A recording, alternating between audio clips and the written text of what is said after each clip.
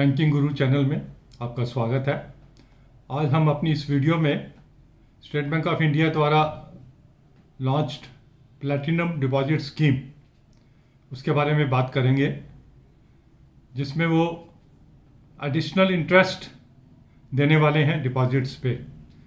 Deposit scheme की details discuss करने से पहले लेट अस सी कि इस स्कीम की इम्प्लीकेशंस क्या हैं, ये क्या हमें सिग्नल कर रही है। State bank of India deposits में एडिशनल इंटरेस्ट देके डिपॉजिट लेने की कोशिश कर रहा है, ये क्या हमें सिग्नल कर रहा है। सबसे पहले कि लिक्विडिटी मार्केट में होने के बावजूद क्या ज़रूरत पड़ गई स्टेट बैंक को एडिशनल डिपॉजिट पे इंटरेस्ट देने की।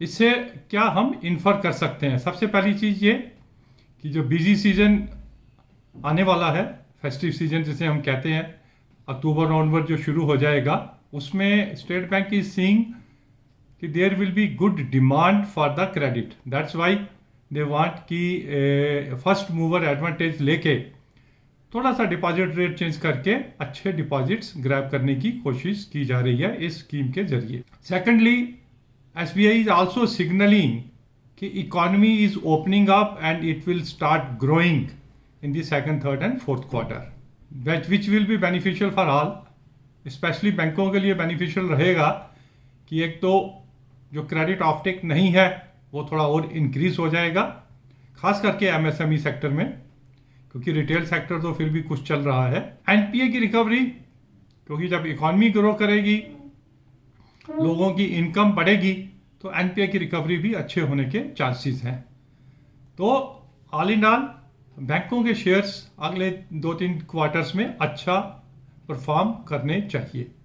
Secondly, reserve bank of India ने भी सिग्नल किया है कि लास्ट जो उनकी मॉनेटरी पॉलिसी थी उसमें उन्होंने जब रेट्स सेम रखे हैं, स्टैग्नेंट रखे हैं, तो उसमें भी उन्होंने मेजॉरिटी के साथ नहीं, यूनानिमसली नहीं, मेजॉरिटी के साथ किए हैं कि 5:1 की रेशो में ये वो डिसाइड कर पाए। उससे भी हमें सिग्नल मिलता है कि गोइंग अहेड जो एक liberal relaxed monetary policy with focus on liquidity, आहिस्ता आहिस्ता गोइंग अहेड आरबीआई अपनी पॉलिसीज को चेंज करेगा और there will be more focus on inflation and growth. तो ये हम change in stance from RBI देखेंगे अगले 2-3 क्वार्टर्स में।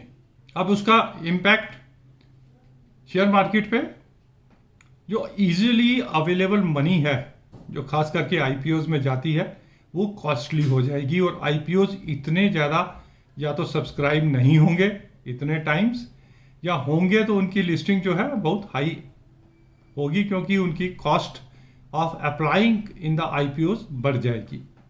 सेकेंडली, बॉन्ड यील्ड्स, क्योंकि बॉन्ड रिटर्न्स इफेक्ट होंगी तो बॉन्ड यील्ड्स भी इफेक्ट होंगी, तो net asset value of mutual funds के वेरियस बॉन्ड्स की एनएवी कम हो सकती है। तो हमें नई बॉन्ड्स म्यूचुअल फंड स्कीम्स में इन्वेस्ट अभी नहीं करना है, एग्जिस्टिंग जो है दो शुड कंटिन्यू।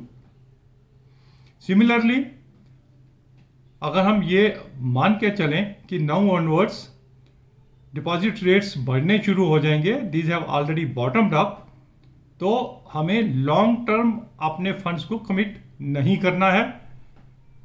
एफडीज या तो जो रिन्यू हो रही हैं उनको छोटे पीरियड के लिए रिन्यू करना है, से 1 साल के लिए, ताकि जब कभी भी इंटरेस्ट रेट बढ़े तो हमें उसका बेनिफिट मिल सके और हम ऑलरेडी लॉन्ग टर्म कमिटमेंट ना किया हुआ हो।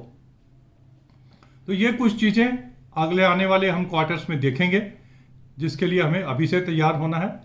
अब देखते हैं स्पेसिफिकली जो स्टेट बैंक ने प्लैटिनम पॉलिसी निकाली है, प्लैटिनम डिपॉजिट स्कीम निकाली है, ये क्या है। इस प्लैटिनम डिपॉजिट स्कीम में 15 अगस्त से 14 सितंबर, मतलब 1 महीने के लिए, क्योंकि 75th इंडिपेंडेंस डे हम सेलिब्रेट कर रहे हैं, तो इन्होंने उसके साथ मैच किया है, 15 अगस्त के दिन लॉन्च कर रहे हैं। प्लैटिनम डिपॉजिट स्कीम 1 महीने के लिए रहेगी। आप इसमें डिपॉजिट्स एफडी के फॉर्म में कर सकते हैं, टीडीआर भी कर सकते हैं, एसटीडीआर भी कर सकते हैं, 75 डेज का कर सकते हैं, 525 डेज का भी कर सकते हैं, एंड 2250 2250 डेज का भी कर सकते हैं।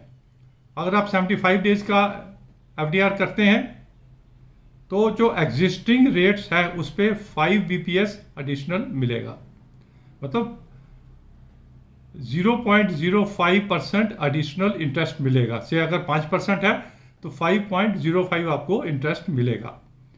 अगर आप 525 दिन का करते हैं 525 डेज का तो 10 बीपीएस 0.10 एडिशनल इंटरेस्ट मिलेगा।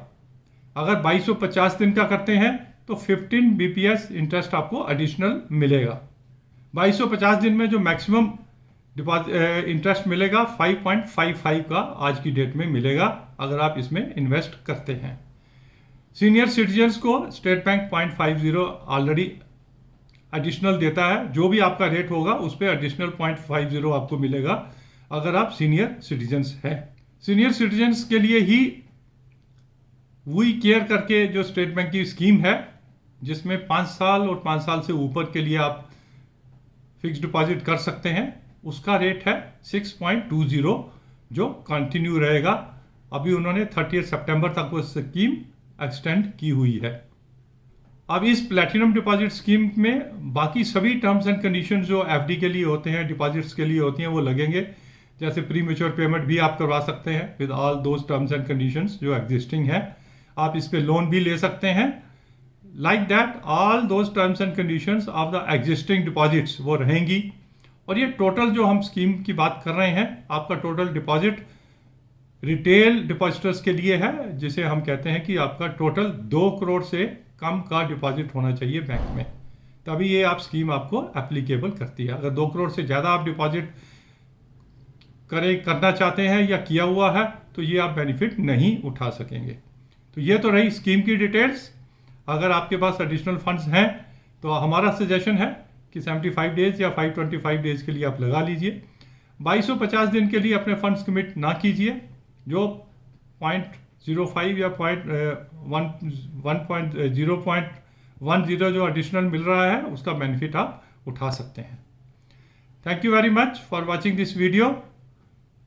अगर आपको ये छोटा सा वीडियो डिपॉजिट स्कीम पे अच्छा लगा तो please subscribe to our channel so that in future also we can bring some good analysis on banking and finance related topics. Thank you.